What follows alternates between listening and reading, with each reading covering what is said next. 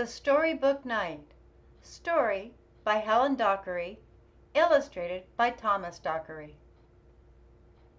Leo was a gentle knight in thought and word and deed. While other knights liked fighting, Leo liked to sit and read. He was kind to every creature, he wanted her to fly. When Mom and Dad said, "Knights must fight," he couldn't quite see why. One morning Leo's parents said they'd like to have a chat. There was nothing wrong with reading, but he couldn't just do that. They'd seen an ad that morning in their favorite magazine. A dragon needed taming. Leo wasn't very keen. "Nonsense! You'll enjoy it. It'll stop you getting bored. In case the dragon's scary, here's a brand new shield and sword." Leo packed some sandwiches and lots of books, of course.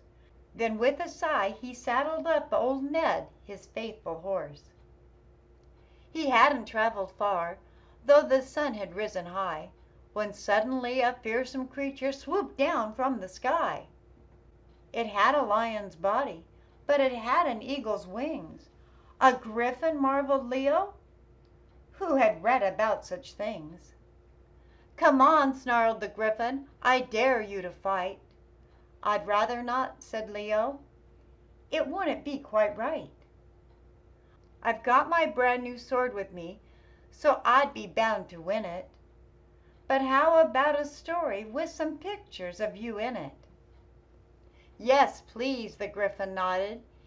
He was really rather vain, so Leo read a book to him, once, twice, and then again.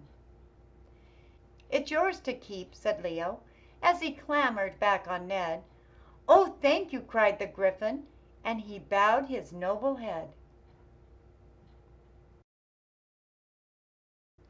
Leo rode for hours, though the heat was quite extreme. Then he stopped to have his picnic by a welcome mountain stream.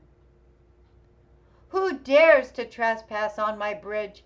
inquired a hungry troll. "It's only me," said Leo. "Would you like to share my roll?"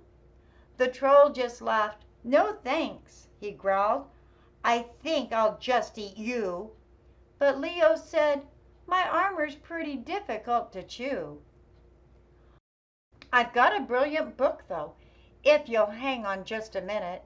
It's full of juicy goats, and look, it's even got you in it." That sounds good," the troll replied, his hunger put on hold. So Leo read the story, with some changes, truth be told. "It's yours to keep," said Leo as he clambered back on Ned. "Oh, thank you," cried the grateful troll, and bowed his heavy head. Leo kept on riding through the long hot afternoon. At last he came upon a town as empty as the moon. The leaves were burnt on every tree, the grass and flowers too. He'd seen some messy streets before, but this was something new. Faces peered from windows, folks too scared to go outside. He trotted bravely onward. "Hey, watch out!" the people cried. What he saw around the corner set him shaking in his shoes. The most enormous dragon, who'd just woken from a snooze. The dragon raised his eyebrows. "Not another pesky knight." "Don't worry," Leo told him. "I haven't come for a fight.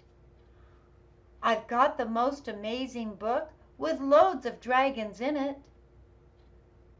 But it's going in the trash unless you clean up right this minute." "Oh, don't do that," the dragon cried. "I'll clean it up right now. But I'm really bad at tidying. Perhaps you'll show me how." So Leo taught the dragon how to shovel, scoop, and clear. And one by one the townfolk all began to lose their fear. "Now, can I have my story?" begged the dragon on his knees. So Leo read the book 6 times. A dragon's hard to please. "It's yours to keep," said Leo as he clambered back on Ned. "Oh, thank you," cried the dragon as he bowed his scaly head. When Leo reached his home at last, the cheers were long and loud. His parents hugged him very tight. "Well done, you've made us proud." Now Leo is a hero, his parents have agreed. He doesn't have to fight at all. He's left in peace to read.